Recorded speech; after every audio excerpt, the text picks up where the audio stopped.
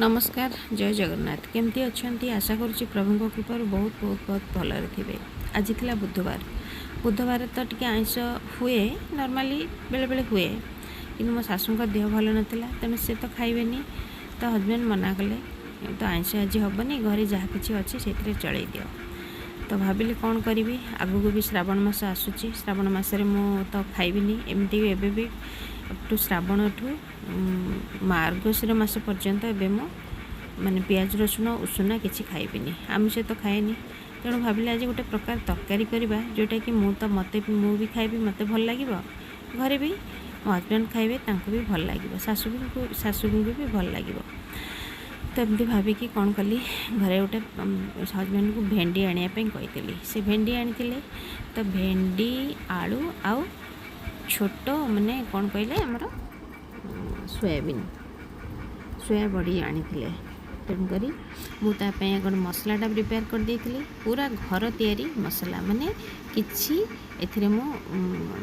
केवल अल्प टिके किछि गुंड मसला व्यवहार करती ना सब आमर घर तैयारी पियाज रसुण अदा जीरा सुखला लंका किछि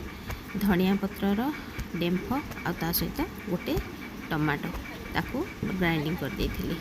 एटी भेंडी की धोईकरी ताकू बड़ बड़ खंड के काटी देथिली आ सिझा आलू को सिझाई देथिली पूरा जमती आमर माने घरोई भलिया तरकारीटी होता बहुत बढ़िया ही लगुला एवं तरकारीटा मु जानी मो हजबैंड होचंती माने मो घर सब बड़ क्रिटिक से खाइबे खाइला परे तांको पसंद लागे बा न लागे से कही दियंती यदि भल न लगे सी पूरापूरी मना करदे कहना भल लगुनि तो से आज देखिली से कहले भल लगुच बोली तेणु मु भाविली निश्चित भाव में भल हो सी जो कहले भल लगुच तेणु भाविली निश्चित भल हो तेणु आपण मैंने भी थोड़े करूँ भावुँ आपण मानक भी भल लगे तापर कौन है ना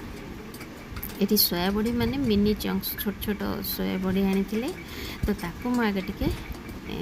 तेल सोरिष तेल दे भाजीदेली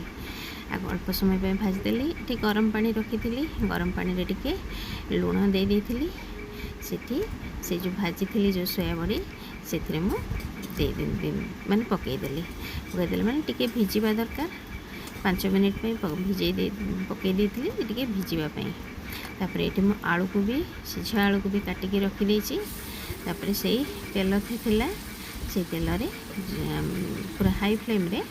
भेंडी की भाजीदेली भेंडीर तार ग्रीनरी अंशटा जीवनी किंतु तार लाल अंशटा मरीज स्वाद अनुसार लुण हलदी देती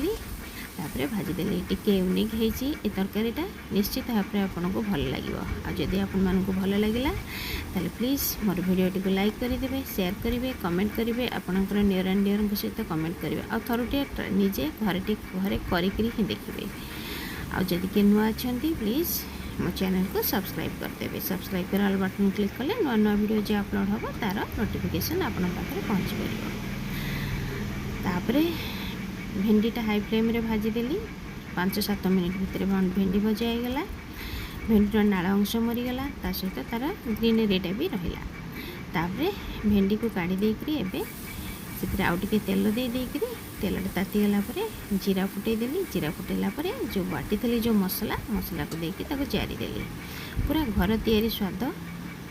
लगुला बहुत बढ़िया ही लगुला मत तो भल लगे कहीं मुझे पखाड़ खाई मोर आज लास्ट उषुना खाइबा आ उषुना खाई पारिनी तो तेणु मत पखाड़ खाइली मत ही भल लगे तापर ये मसला टिके लुण हलदी पकई जारीदेला मसला टिके अधिका लगे मत तेणु मो घर टिके एत मसला अधिका खाया प्रिफर करती तेणु मसला किसी काढ़ी देती बाकी तक से जो मसला जो सिझा आलू को सिझा आलू सहित सोया बड़ी को छाणी रखी देती पानी ताकू पकईकी मुझे भल भाव में 6-7 मिनिट कषिदेली बहुत भल भाव में कषिदेली जोटि कि माने मसला लुण सबकि से लुण माने आलू आउ सोया बड़ी रे आब्जर्व कर जो पानी गरम पानी रखी से पानी ही से देदेली पानी देदेकी मु गोलेदेली यहाँ जुकजुकिया हम बेसी झोल हेनी तो जेहेतु भेंडी यहाँ हूँ भेंडी मस्त पड़ी ଏବଂ ଏଇ ତରକାରୀର ନାଁଟା କ'ଣ ଦେବି ବୋଲି ଭାବି ଶେଷରେ ଦେଲି ଭେଣ୍ଡି ସୋୟା ମସଲା ବଡ଼ି ମସଲା ତରକାରୀ ଭେଣ୍ଡି ସୋୟା ମସଲା ତରକାରୀ। ତାପରେ ଏଠି ମୁଁ 6-7 ମିନିଟ୍ ଫୁଟିଲା ପରେ ତାପରେ ସେଠି ଭେଣ୍ଡି ପକାଇଦେଲି। ବାସ୍ ଭେଣ୍ଡି ପକାଇକିରି ଆଉ ତାକୁ ଘୋଡ଼େଇଲିନି, ବାସ୍ ପୁରା ଓପନ୍ ରଖିଲି। ରଖି ତାକୁ ଆଉ 6-7 ମିନିଟ୍ ପାଇଁ ଫୁଟାଇବା ପାଇଁ ଛାଡ଼ିଦେଲି। ଏଇଠି ମୁଁ କେବଳ ଟିକେ ଗରମ ମସଲା, ମୋର ଯେଉଁ ହୋମମେଡ଼୍ ଗରମ ମସଲା ସେଇଥିରୁ 1 ଚାମଚ 1.5 ଚାମଚ ମୁଁ ସେଇଥିରେ ପକାଇଛି, ନହେଲେ ଆଉ ଗୁଣ୍ଡ ମସଲା କୌଣସି ବ୍ୟବହାର କରିନି। ବହୁତ ବଢ଼ିଆ ହିଁ ହେଇଥିଲା ତରକାରୀଟା, ଭାତ ସହିତ ଖାଇବାକୁ ତ ବହୁତ ବଢ଼ିଆ ଲାଗିଲା। ତାପରେ ଫାଇନାଲି ସେଥିରେ ଟିକେ ଧନିଆ ପତ୍ର ଦେଇଦେଲି। ମୋର ତରକାରୀ ରେଡ଼ି ହେଇଗଲା। କହିଲେ ଦେଖି ଗୋଟେ ୟୁନିକ୍ ତରକାରୀ ହେଲା ନା ନାହିଁ, କେମିତି କ'ଣ ଲାଗିଲା ଆପଣଙ୍କୁ ଏଇ ରେସିପିଟା? ଆପଣମାନେ ଥରୁଟିଏ ଟ୍ରାଏ କରନ୍ତୁ, ଦେଖିବେ ନିଶ୍ଚିତ ଭାବରେ ଆପଣମାନଙ୍କୁ ବି ଭଲ ଲାଗିବ। ମୋର ଆଶା ନିଶ୍ଚିତ ଭାବରେ ଭଲ ଲାଗିବ। ଆଉ ଯଦି ଭଲ ନ ଲାଗିଲା ତାହେଲେ ବି ଆପଣମାନେ କମେଣ୍ଟରେ କହିପାରିବେ ଯେ ନାଇଁ ଏଇଟା ଆମକୁ ଭଲ ଲାଗିଲା ନାହିଁ। ତ ଠିକ୍ ଅଛି, ଆପଣମାନେ ଥରୁଟିଏ କରନ୍ତୁ, ଖାଆନ୍ତୁ ଏବଂ ଏନ୍ଜୟ କରନ୍ତୁ। ରହୁଛି, ନମସ୍କାର, ଜୟ ଜଗନ୍ନାଥ।